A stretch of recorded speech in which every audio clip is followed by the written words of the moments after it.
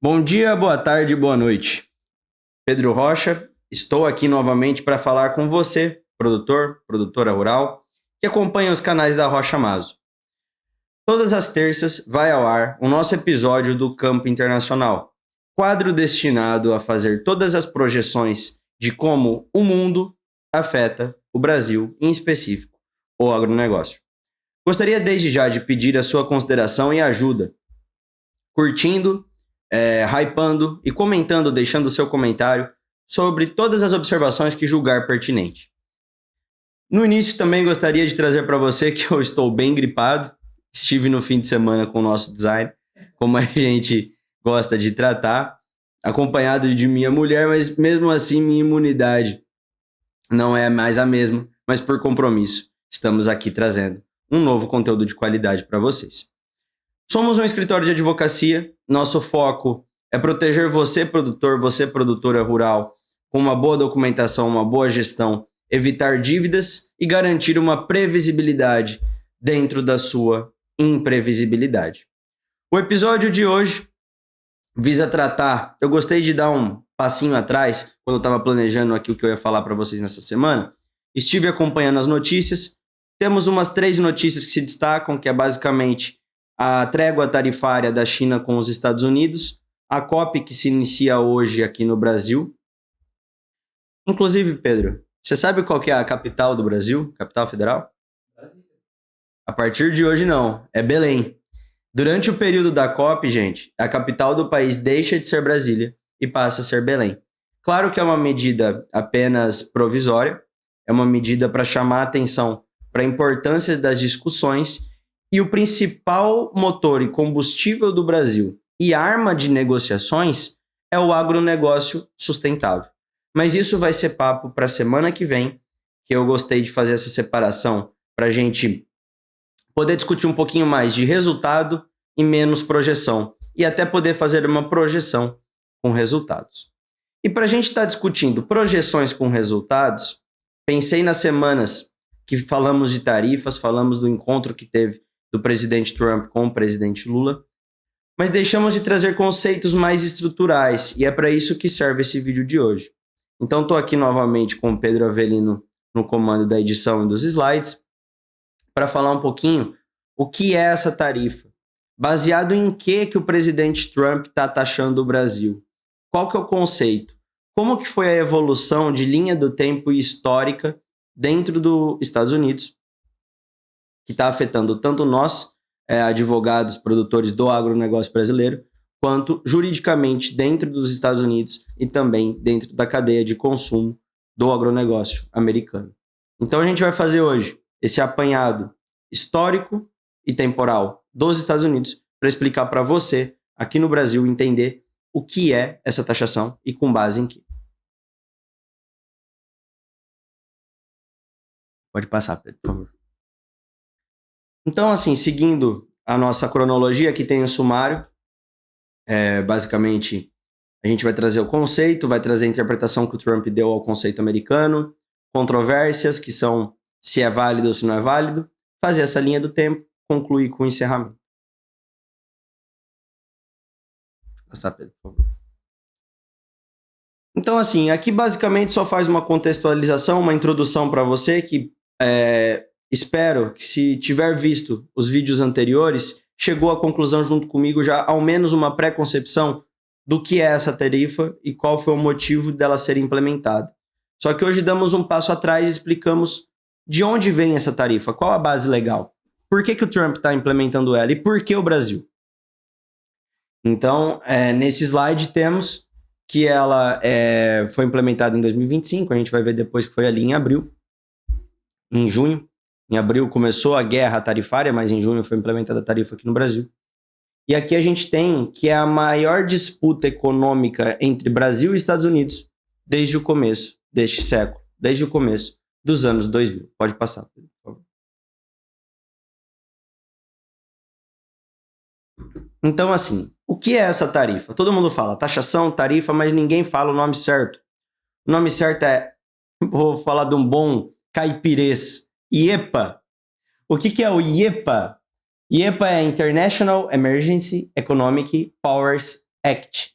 Traduzindo, você pode usar isso daqui quando tiver num cenário de emergência e de calamidade. Fazendo um pequeno recorte, desculpa. A justiça americana é diferente da justiça brasileira. A justiça americana é muito mais consolidada em poucos artigos constitucionais e muito mais regrada por casos jurisprudenciais, ou seja, os julgados que a corte americana teve ao longo dos anos.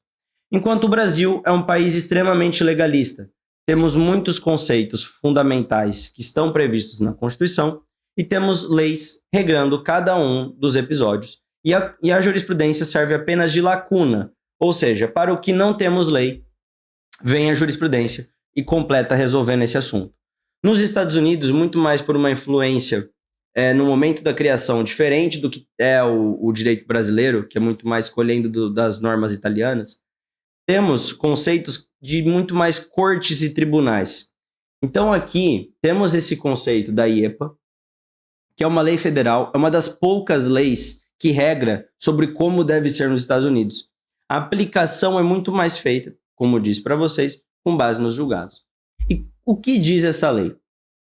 O objetivo original é autorizar o presidente a agir em situações de emergência nacional que ameaça a segurança dos Estados Unidos, especialmente em casos de terrorismo, proliferação de armas e sanções a países hostis. Historicamente, a IEPA serviu para congelar ativos, punir regimes e restringir transações com inimigos externos, nunca para impor tarifas comerciais a aliados. O que isso quer dizer? Quando os Estados Unidos está em guerra com algum país, ou quando tem alguma detecção de ditadura, um exemplo muito claro, os Estados Unidos tem uma grande guerra ideológica e moral com Venezuela e Cuba. Sempre teve tarifa com base na IEPA para esses dois países, por conta de embargos econômicos, por conta dos regimes adotados, certo? O Brasil é uma democracia e o Brasil é um parceiro comercial dos Estados Unidos, diferente de Cuba e Venezuela, que eles não negociam. Diferente de Cuba e Venezuela, que é reconhecidamente uma ditadura, a par de toda a discussão política. Esse ponto de vista da utilização da IEPA, que era muito mais para países com guerra, para países com regime de exceção, para países que são vistos como inimigos dos Estados Unidos, agora ele está sendo utilizado para países que são considerados aliados. O Brasil é considerado um aliado comercial dos Estados Unidos. E por que essa reinterpretação nesse momento? Pode passar, Pedro.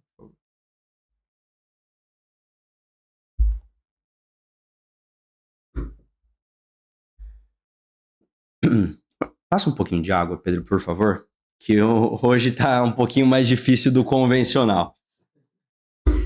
Então, em 2025, o Trump, logo no segundo mandato dele, tivemos o primeiro mandato do governo Trump, em que ficou caracterizado, basicamente, por ser um governo ideologicamente mais à direita, mas em relação a medidas econômicas, não foi um cenário tão positivo e tão, como que eu posso fazer esse recorte?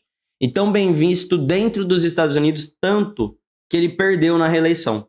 No momento da figura da reeleição, o Trump, que tinha muito apoiador na sua primeira eleição, já não sustentou essa condição para o seu segundo mandato. Então agora, assumindo o governo novamente, já com a sua reputação privilegiada, até por conta da senilidade e o enfraquecimento político em volta do ex-presidente Biden, ele retoma o governo tentando impor medidas nem tão populares, porque diferente daqui, que contamos até com um apanhado histórico parecido, que o presidente Lula, ele volta, ele teve 2 mandatos, diferente do Trump que só teve 1, e volta agora eleito novamente. O presidente Lula, por conta da figura histórica do Brasil, ele pode concorrer a uma reeleição nesse momento. Nos Estados Unidos tem uma regra de apenas 2 mandatos, independentemente se você teve um seguido do outro ou se teve uma janela de tempo. Então esse é o último mandato do Trump nos Estados Unidos, independentemente dele ir bem ou dele ir mal aos olhos dos americanos. Então o que ele quer implementar agora não é nenhuma medida populista, e sim governar. Até por isso talvez ele tenha sido eleito. Então assim, o que ocorre? A IEPA existe desde 77, ou seja, já são ali mais de 40 anos de existência dessa atividade que permite a utilização dessas cláusulas. E o porquê que o presidente dos Estados Unidos precisa utilizar a IEPA? Porque lá nos Estados Unidos, diferente no Brasil temos decretos presidenciais que a gente basicamente permite ao nosso presidente que vá legislando em causas menos complexas, enquanto que nas mais complexas ele depende do Congresso. Nos Estados Unidos, ocorre também dessa forma, só que o decreto lá é visto mais para as medidas emergenciais, que é essa figura da IEPA.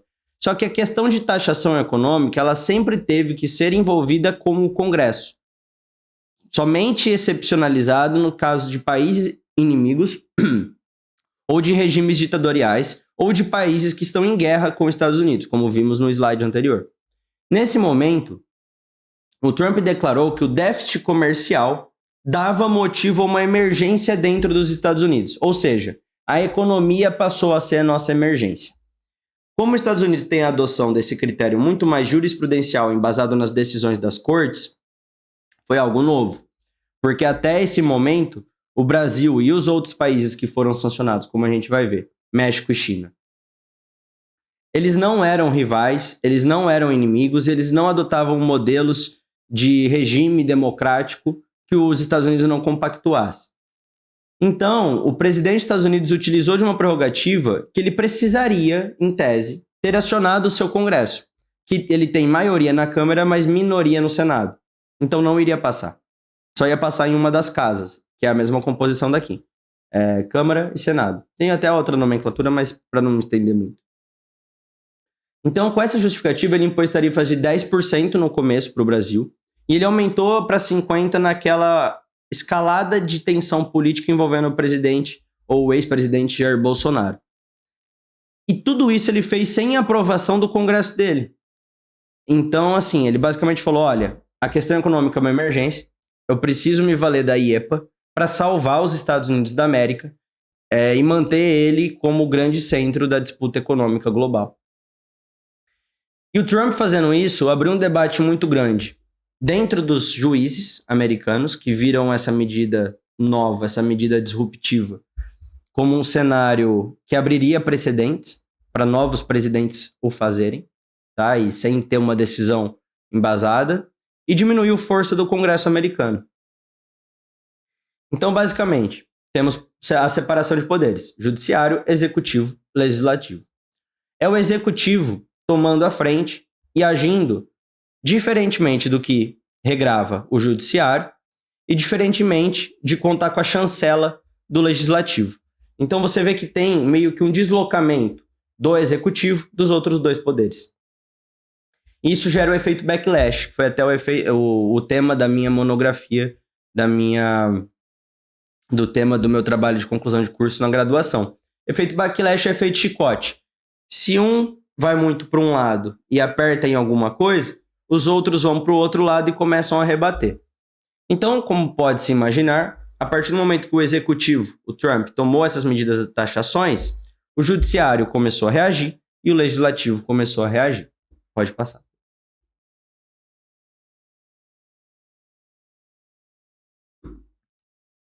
Pode ir. Quais são as controvérsias jurídicas? Então, qual foi essa reação do judiciário? Eles apontaram o abuso de autoridade presidencial, falaram que a IEPA, que é a lei americana, não prevê tarifa de parceiro comercial. O Congresso não foi consultado, foi o que a gente basicamente acabou de trazer. E aí, assim, fora a jurisdição americana, os Estados Unidos se submete à Organização Mundial do Comércio, a OMC. Também tem o GATT, né, que é o GATT, que é basicamente os acordos de comércio global. E dentro dos princípios que tem do GATT, os princípios que tem da OMC, até indico um bom livro de um professor meu, professor Humberto, da USP, que fala basicamente dos princípios da OMC. E um dos princípios da OMC é esse tratamento nacional e cláusula da nação mais favorecida. E é basicamente nesses princípios que o Trump teria violado ao impor taxações a parceiros comerciais em simplesmente um esmero de de melhor postura econômica aos Estados Unidos, não privilegiando esse multilateralismo comercial global. Porque todos os países, quando eles tendem a ser parceiros, tendem a se juntar para conseguir uma economia mais forte e plural a todos, eles têm que adotar medidas que fortaleçam o bem comum. Então, se os Estados Unidos é parceiro comercial do Brasil, ele não pode impor uma medida que vai afetar negativamente o Brasil, e sim adotarem medidas positivas iguais. Então, basicamente, foi isso que foi discutido aqui. E a Corte de Comércio Internacional, em abril, logo que os Estados Unidos começou a fazer isso, declarou ilegal a utilização da IEPA para essa finalidade e declarou ilegal. Claro que esse julgamento da IEPA ser ilegal para essa finalidade, ele tem que ser feito no âmbito americano e é o que a gente vai falar agora da Suprema Corte nos próximos slides. Mas essa utilização da IEPA para essa finalidade, ela fere o GATT e fere os princípios da OMC. Por isso, a Corte de Comércio Internacional julgou ilegal. Pode passar. E agora, o que é interessante dizer é que no vídeo anterior, eu não lembro, acho que foi na semana passada, foi de fertilizante, né, Pedro? Eu acho que há 2 ou 3 semanas atrás a gente falou do encontro do Trump com o Lula. Acredito que há 2 semanas atrás. E a gente foi direto trazendo como está hoje, agora em outubro, novembro, né? Mas o que eu queria trazer para vocês é desde maio, né, que foi esse primeiro revés agora na Corte de Comércio Internacional, até novembro. Para vocês entenderem que esse encontro do Trump com o Lula não deu porque o Trump está com boa vontade com os outros países, e não deu porque o Lula é muito bom no momento da negociação. Se deu simplesmente pela pressão dentro dos Estados Unidos. É um momento máximo. Falando um português bom interior aqui, estado de São Paulo, tá no talo. Ou negocia agora ou ele perde esse timing, né? Então, assim, ó, de maio a julho, vamos vir de maio até novembro, tá? Mas fazendo esse recorte de maio a julho agora nesse slide. 28 de maio, finzinho de maio, a Corte Internacional do Comércio Internacional declarou que essas tarifas, no caso, tá vendo esse do VOS Selections versus os Estados Unidos? Dentro dos Estados Unidos teve o acionamento, tá? Então, assim, uma empresa que sofreu com essa taxação acionou os Estados Unidos na Corte Internacional do Comércio. E quando ele acionou os Estados Unidos na Corte Internacional do Comércio, virou esse nome, o VOS Selections versus Estados Unidos. E são exatamente esses trechos desses julgados que servem para fazer o direito americano. Por isso que agora, quando a gente for falar da Suprema Corte dos Estados Unidos, todos esses julgados importam. Então, em 28 de maio, foi uma derrota para os Estados Unidos do ponto de vista internacional. Só que aí, o que acontece? Os Estados Unidos ele é muito forte em 2 quesitos, econômico e bélico. Então, é muito fácil aos Estados Unidos ignorar essas derrotas internacionais. Não estou dizendo que elas não representam, mas estou dizendo que o poder coercitivo ele não é tão forte. Então é muito mais uma soft law do ponto de vista global para todos os outros países se unirem e apontarem o dedo para os Estados Unidos, dizendo: Trump, o que você está fazendo não é correto, precisamos parar com isso. E isso vai ter um efeito, e eu vou trazer ali na frente, só para não antecipar a linha do tempo. 9 de julho, o tarifaço que era de 10% para o Brasil no começo passou para 50%, né? Ele anunciou o aumento, então, de 50% para todas as importações brasileiras, alegando ameaça à economia americana e subvenções ocultas no agro.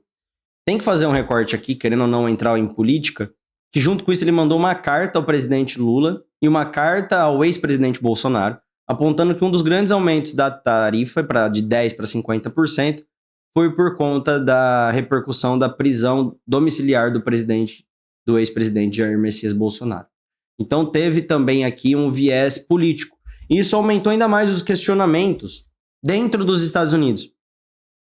Porque como uma repercussão de um julgamento do ex-presidente brasileiro pode ser uma emergência para os Estados Unidos aplicar essa taxação. Então, os congressistas e os juristas americanos utilizaram desse próprio argumento do Trump de trazer a questão do ex-presidente do Brasil à tona como se fosse um tiro no pé na defesa da manutenção das taxas lá dentro dos Estados Unidos. Então, em 10 de julho, o Brasil reagiu, mandou uma carta, basicamente pediu para a gente começar a negociar para derrubar essa taxa. Só fez um aceno aos Estados Unidos e falou que poderia recorrer ao OMC. Pode passar, por favor. Só um parênteses. Tudo que a gente vem falando aqui está pautado em 2 estudos da Fundação Getúlio Vargas, aqui do estado de São Paulo. Eles têm um centro de pesquisa internacional que faz justamente esses relatórios. Eu vou deixar depois o link desses 2 PDFs, pedir para o Pedro deixar para vocês nos comentários, disponibilizados os 2 PDFs, o que tem de relatório e o que tem de conclusão. Só uma coisa que o Pedro pediu para eu estar lembrando vocês, e que foi algo que passou. Nos comentários fixados vão estar o PDF, né, que é o material que foi utilizado de apoio, mas aqui no link da descrição do vídeo, a gente vai ter inserido o nosso canal da nossa comunidade, do nosso WhatsApp, que nós, como escritório de advocacia, nós queremos trazer para vocês todas as atualizações, tudo que é importante. E se você precisar da nossa ajuda, tem também o nosso site. Tudo aqui contido no link da descrição, tá bom? Então, feito o dever de casa, cumprida a tarefa que tinha sido incumbido. Inclusive, sabe o que eu acho que é interessante? Eu sou uma pessoa que assiste bastante YouTube. E eu vejo que essa interação que eu tenho com o Pedro, ela é bacana. Eu acho que a gente precisa pensar um formato que ele começa a ter o espelhamento da tela dele. Para ele começar a aparecer ao vivo, para ter essa interação. Eu vou ver aqui de organizar isso, vou ver se é possível. Vai dar muito mais trabalho para ele vai ficar bravo comigo, mas deve ser interessante. Se eles querem. Comentem aqui, eu quero conhecer o Pedro Avelino, o designer. Se vocês quiserem conhecer o Pedro Avelino, o designer, a gente vai tentar fazer isso acontecer para vocês, tá bom? Aí aqui agora falando qual que é o impacto econômico, a tarifa ela é de 50%, ela persiste assim até hoje, ela teve alguns setores excetuados até por conta dos Estados Unidos, o aumento do preço do café, enfim, a gente já falou de tudo isso nos vídeos anteriores. A queda do PIB ela ocorreu, mesmo que o Brasil conseguiu fazer um fluxo, que a gente já falou também, começar a vender mais para a China, começar a vender mais para a Austrália, mas os Estados Unidos ele era um grande, e é ainda, um grande parceiro comercial do Brasil, então com o fechamento desse canal de exportação, é natural que a gente tenha uma queda do produto interno bruto. Então, com a queda do produto interno bruto brasileiro, mesmo com o remanejamento para a China e para a Austrália, os Estados Unidos ele passa a ser e volta a ser um grande parceiro comercial. Por isso que a queda dessa taxação é tão importante. No curto prazo vai gerar uma nova instabilidade, porque o que o mercado gosta é de previsibilidade, mas no médio prazo tende a ser muito benéfico. O Brasil tendo aberto ainda mais esse mercado com a China e com a Austrália e voltando a sedimentar esse mercado com os Estados Unidos. Pode passar. Voltando à nossa linha do tempo, em julho, teve a resposta oficial do Brasil, né, pela carta assinada pelo Celso Amorim e Geraldo Alckmin. Foi entregue lá na embaixada em Washington, mas não surtiu muito efeito, para ser sincero. Dia 21 de julho, o governo brasileiro admitiu que não teve nenhum acordo e já anunciou que até agosto não ia ser possível, e vemos que até agora, em novembro, se arrasta. 30 de julho, os Estados Unidos divulgou uma lista de isenções. Por quê? Porque começou a afetar a economia local dentro dos Estados Unidos. E as isenções temporárias passaram a ser de suco de laranja, que é até uma sigla que quando eu tive lá eu me confundi, eu queria comprar um suco de laranja, aí eu falava Orange Juice, ninguém me respondia. Lá é OJ. Então, se você quiser um suco de laranja, fale OJ. Então teve isenção temporária para OJ, a castanha do Pará, que é um produto produzido aqui no Brasil, então chega naturalmente mais caro para eles, então eles deram a isenção. Linho, que é para produzir, vocês não estão vendo, mas a bela blusa que o nosso designer está utilizando, e derivados de celulose. Então, aqui no começo tivemos essas isenções, em julho, porque começou a encarecer dentro dos Estados Unidos. Depois vamos ver o café, enfim. Pode passar, Pedro, por favor. De agosto a setembro, os senadores republicanos do meio oeste criticaram o impacto das tarifas sobre fertilizantes. Lembra eu falo aula porque eu estou acostumada a dar aula nas universidades, mas lembra do que a gente conversou na semana anterior? Que eu falei sobre a rota dos fertilizantes e por que o Brasil é refém do globo, mesmo exportando para todo mundo? Isso acontece com os Estados Unidos também, porque as tarifas sobre os fertilizantes e ração animal que são importados do Brasil afetou os produtores americanos. E como afeta os produtores americanos, eles vão se expressar e levar essa demanda para o presidente por meio de quem? Por meio de seus representantes. Então, é claro, a base eleitoral é igual aqui. A gente tem, dentro do nosso Congresso, a frente do agronegócio. Se a gente pega os principais produtores que está ficando mais cara a produção, eles vão pegar o telefone, ligar para o deputado, para o senador e falar, ó, eu ajudei a te eleger, o que está acontecendo agora que está ficando mais caro para eu produzir? Esse senador vai pegar, vai bater lá na mesa do presidente e vai falar, olha, tá me prejudicando. Então, política funciona basicamente dessa forma. E o impacto dessa taxação ocorreu também dentro dos Estados Unidos. Então, é esse o recorte. Tanto que o efeito backlash, o efeito chicote, foi que o Trump se sentiu incomodado com todo mundo ligando para ele e pressionando ele. E se vocês pesquisarem Trump frigoríficos no Google, você vai ver que ele atacou todos os frigoríficos e não poupou ninguém, tá? Principalmente os americanos. Ele criticou os pecuaristas americanos pelo aumento do preço da carne. Então, vocês podem ver, a gente colocou aqui a Tyson, a JBS, lá dos Estados Unidos, a Cargill, a National Beef. Todas começaram um lobby para derrubar as tarifas. Então, a gente vai ver depois que caiu a taxação somente no Senado, muito por conta desse lobby que foi feito pelos frigoríficos americanos. E o Trump está atacando esses frigoríficos. E esses frigoríficos estão pressionando a Câmara agora para derrubar as tarifas.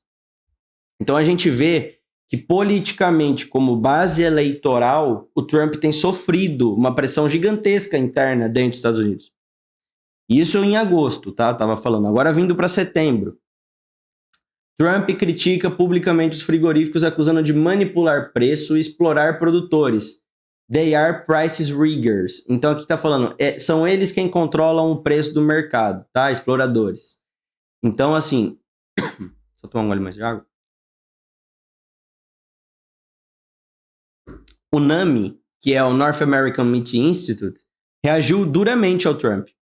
Basicamente é um instituto que regula a carne lá nos Estados Unidos. Dizendo que o problema é político, que o problema é dele, Trump, e o problema não é do mercado, não é de quem está vendendo a carne, o problema é de quem está trazendo essas condições para a carne ficar mais cara. Então, esse conflito passou a afetar a imagem do Trump junto à base do agronegócio americano. Isso é ruim para o presidente.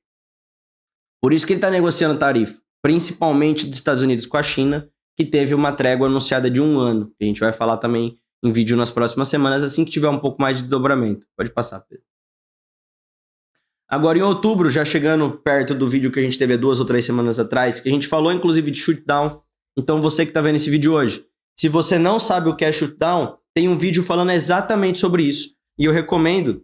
Pedro, tem como colocar aqui para eles depois a recomendação? Posso pôr no card do vídeo e depois na descrição. Você pode colocar aqui para eles, ou no card do vídeo, aí esses termos técnicos são demais para mim. Mas o Pedro pode colocar... Isso, pode colocar aqui para vocês, ou pode colocar nos comentários. Se você chegou até essa parte e não sabe o que é shutdown, tem um vídeo exatamente falando sobre isso, tá? Explicando o que é. Mas fazendo só uma breve tradução, mas eu aconselharia ver o vídeo porque ele tá bem legal. Shutdown é basicamente o orçamento americano não passou. Com isso, vários dos programas americanos ficam impedidos de acontecer. Isso enfraquece muito o agronegócio, enfraquece muito eleitoralmente ainda mais o presidente.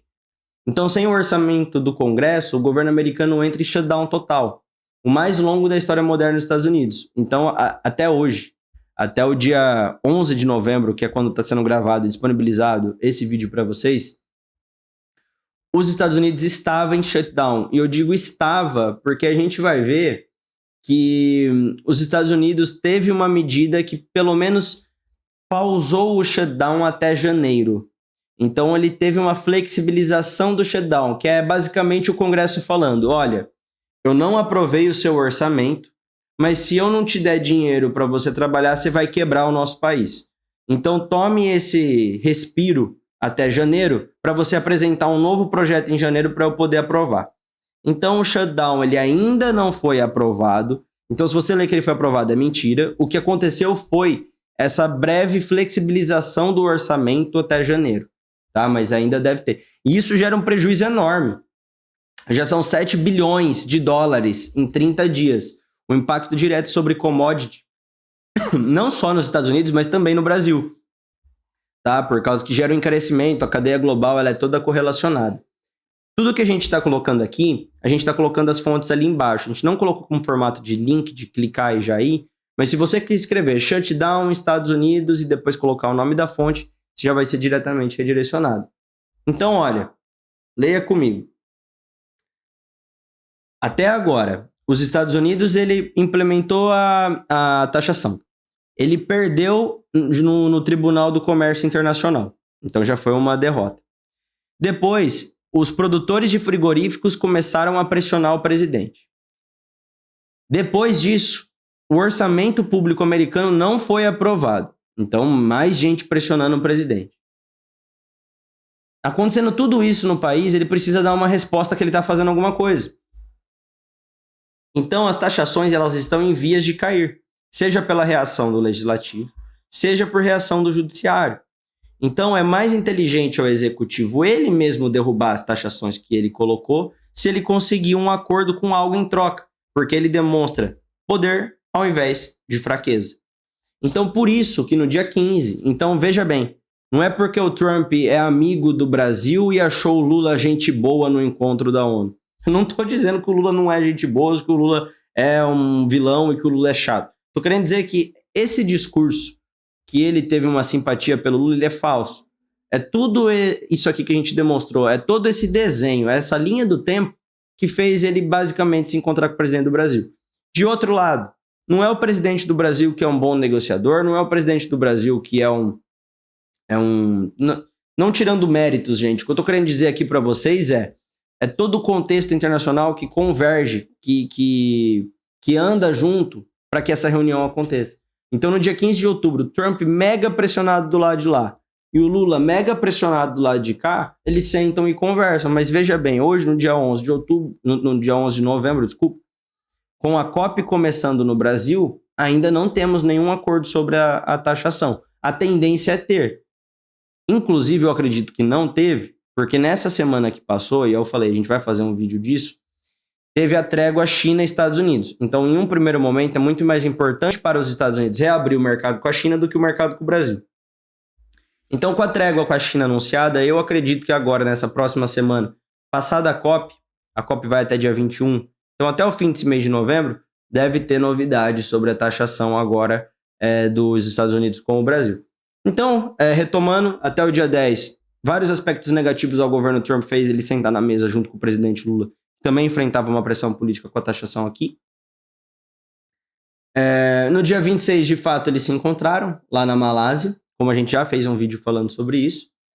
E no dia 28 de outubro, veja bem, olha que, como que eu posso dizer, como algo está muito bem associado e correlacionado. Ele se reuniu com o Lula no dia 26. No dia 28, o Senado dos Estados Unidos votou e aprovou uma resolução bipartidária. O que é isso? Tanto democratas quanto republicanos derrotaram a taxação. Então, encerrou qualquer emergência nacional que embasava as tarifas. Ou seja, o Congresso Legislativo ganhou essa disputa com o Executivo. Se isso for aprovado na Câmara também, acabou a taxação para todo mundo que é parceiro comercial. Então, a gente tem, do ponto de vista dos Estados Unidos, a gente tem que negociar logo essas taxações enquanto isso ainda é algum ativo, porque daqui a pouco vai cair. Você entende que essa pressa do Trump em negociar com o Lula, essa pressa do Trump em negociar com o Xi lá na China, são todos eventos que precedem algo que ele, Trump, já consegue visualizar acontecendo dentro dos Estados Unidos, que é a caída, que é a derrubada da taxação. Então, antes Trump, derrubar a taxação conseguindo algo em troca, do que deixar isso acontecer por um enfraquecimento político meu dentro dos Estados Unidos. Pode passar, Pedro. Aí aqui, no dia 3 de novembro, o shutdown atingiu 34 dias, agências agrícolas seguiu parada, o Trump enfrentou resistência dentro do próprio Partido Republicano. Em 5 de novembro, teve a trégua China e Estados Unidos, que foi o que eu acabei de anunciar para vocês, que anunciaram a trégua comercial de 1 ano, com suspensão de tarifa de produto agrícola americano. A China suspendeu a tarifa extra de 24% sobre a soja e o milho. A soja estava enfrentando uma crise extrema nos Estados Unidos, com até programas emergenciais de $1 bilhão para auxílio aos produtores. Então, é uma notícia positiva aos produtores americanos. E há 5 dias atrás, a Suprema Corte entrou no caso. Então, lembra que eu falei que o efeito backlash... Depois eu posso fazer um vídeo do que é o efeito backlash, mas essa reação que teve os dois... São 3 poderes: executivo, judiciário, legislativo. O legislativo já reagiu. Já derrotou a taxação pelo Senado. Vai para a Câmara. Mas ele já está ganhando essa partida aqui do executivo. E agora o judiciário também entrou no jogo. A Suprema Corte dos Estados Unidos, a SCOTUS, né, que é o nosso STF, aqui é STF, lá é SCOTUS, que é a Supreme Court of the United States, aceitou julgar a legalidade das tarifas impostas com base na IEPA. Ministros demonstraram ceticismo com a tese de emergência econômica nacional. O que isso quer dizer?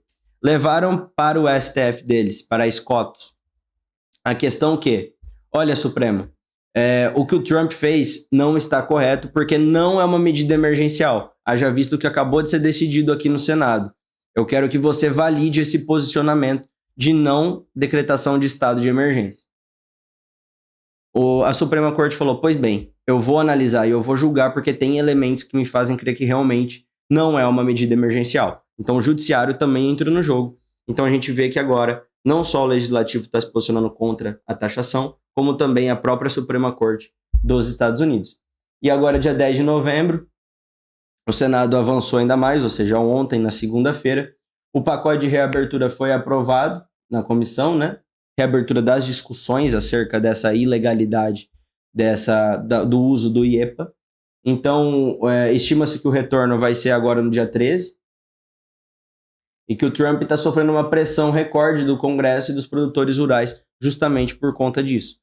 Por causa que os produtores estão se mobilizando, frigoríficos, todo mundo, produtores de soja, para que o Trump comece a flexibilizar para ajudar os próprios produtores americanos. E agora, partindo já para a finalização do vídeo, dia 11 de novembro, data de hoje, estamos gravando e disponibilizando esse vídeo, tem a pressão política, que o Senado aprovou a resolução bipartidária. O Trump está enfrentando resistência dentro do próprio partido dele, com produtores rurais e frigoríficos. Tem a pressão jurídica, que a Suprema Corte aceitou julgar a legalidade das tarifas impostas com base na IEPA. Os ministros demonstram ceticismo com o uso da IEPA para essa finalidade. E tem a pressão econômica, que são os produtores rurais americanos que estão intensificando esse lobby contra as tarifas. O shutdown já prejudicou em mais de 7 bilhões de dólares todos os envolvidos ali no cenário econômico americano e paralisou essas agências do agronegócio americano. Então, assim, o recorte atual são 3 pressões: jurídica, legislativa e econômica. E são 3 grandes pressões. Então, esse tarifaço de 50% ele ainda está valendo aqui para o Brasil, mas a sua sustentação ela é extremamente frágil, então tende a cair logo lá dentro. Então, se tende a cair logo lá dentro dos Estados Unidos, é muito claro que esse movimento do Trump vai ser por ele mesmo derrubar, conseguindo algo em troca, algum posicionamento do Brasil. Então, ele está cercado em 3 frentes simultâneas, né, como bem dito, judiciário, legislativo e econômico, e está enfrentando talvez a maior crise dessa política comercial que ele já vivenciou. Pode passar. Então, assim, aqui trazendo para vocês qual que é o cenário político e jurídico dos Estados Unidos, é que o político, o Senado e o Partido Republicano, parte do Partido Republicano, né, que é a própria base do governo dele, estão se opondo. A jurídica, a Suprema Corte vai avaliar se houve abuso, e se ela avaliar que houve abuso, vão cair as tarifas. E a econômica, essa pressão, esse lobby que ele está sofrendo. E como resultado disso, essa combinação pode determinar o fim ou a permanência das tarifas ainda neste ciclo presidencial. E aqui é a Suprema Corte deles. Pode passar. Pode ir para o próximo slide. Aqui a gente trouxe impactos. A gente já falou disso nos vídeos anteriores, mas trazendo também como um redesenho, né, dessa nova realidade. O Brasil está redirecionando o fluxo comercial para a Ásia, Oriente Médio e África, enquanto aguarda a decisão dos Estados Unidos. China, Austrália, África. Então o Brasil está vendendo muito para outros parceiros comerciais. teve queda no PIB e teve queda na exportação para os Estados Unidos. Mas o Brasil, na sua medida, está conseguindo redesenhar esse fluxo de exportação. Então, está ampliando basicamente a relação China e Índia para compensar a perda. O governo está monitorando junto com a OMC, que é a Organização Mundial do Comércio, preparando uma defesa comercial, enquanto diplomaticamente avança nas negociações com os Estados Unidos. E apesar das perdas imediatas no curto prazo, o episódio fortalece a posição do Brasil como um ator na cadeia global de alimentos. Foi o que a gente disse na aula de fertilizantes, no vídeo anterior. No vídeo anterior a gente basicamente falou, o Brasil exporta muito e alimenta o mundo, mas depende dele. Aqui, a gente depende do mundo para a gente conseguir exportar, só que o mundo depende da nossa exportação. Então a conclusão ela é bem parecida com a aula de fertilizantes. Pode passar, Pedro, por favor.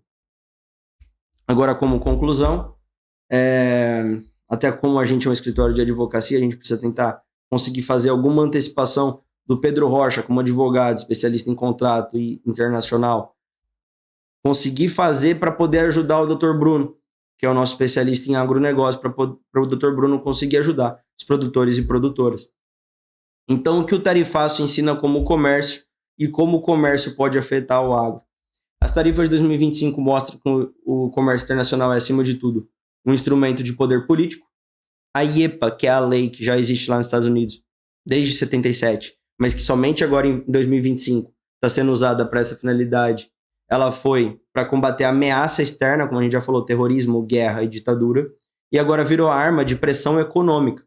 Então essa finalidade que o presidente dos Estados Unidos está utilizando agora, ela é uma novidade no cenário global, não fazendo juízo se é correto ou incorreto. O que a gente trouxe são fatos e pressões que ele vem sofrendo nas 3 frentes, jurídica, legislativa e econômica. Então o Brasil, nesse momento, é chamado a provar que pode resistir, ou seja, desde junho a gente está com essa taxação, estamos até novembro resistindo. A que preço teremos que medir depois para conseguir ter talvez programas de auxílio emergencial, que a gente já viu que foi baixado pelo governo, a gente já trouxe isso no vídeo anterior também, de incentivo econômico, de subsídio de crédito, enfim. Mas o Brasil resistindo, ele demonstra poder do ponto de vista internacional. Então estamos transformando essa turbulência, como a gente conseguiu manter os pés firmes no chão até agora os Estados Unidos está sofrendo uma pressão lá dentro. Então agora é um momento bom para a gente negociar. Pode passar, Pedro. Eu acredito que é isso aí. Já partimos para o encerramento. O encerramento, eu só quero fazer um agradecimento a vocês que estiveram até aqui nesse momento do vídeo. Dizer que eu gostaria de me desculpar pelas condições com as quais eu apresentei o vídeo. Infelizmente, fui acometido por uma gripe. Espero estar melhor na terça que vem.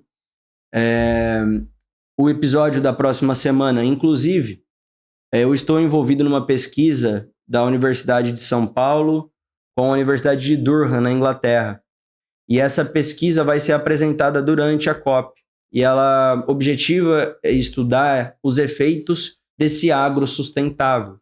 E a gente vai apresentar ela junto com a ministra Marina Silva agora no dia 14.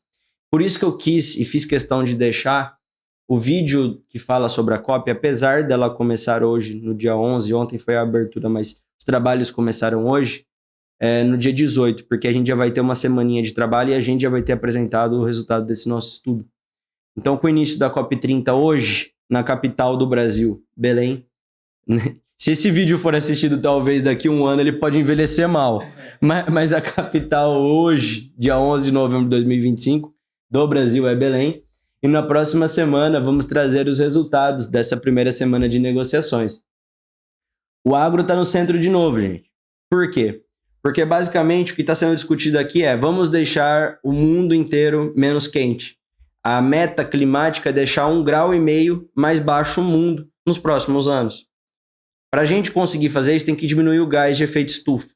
E o grande cenário de diminuir o gás de efeito estufa é com o agronegócio. E o Brasil está tentando trazer para todo mundo ver que o nosso agro, além de ser muito forte, ele pode ser sustentável. Então, que um passivo ambiental pode virar um ativo ambiental, transformando exatamente o que hoje alguns produtores e produtoras veem como um gargalo, pode virar a ser uma fonte de crédito subsidiado, se você aprender, produtor, produtora, empresário rural, a seguir as regras do jogo, que é basicamente o que trazemos aqui na Rocha Maso.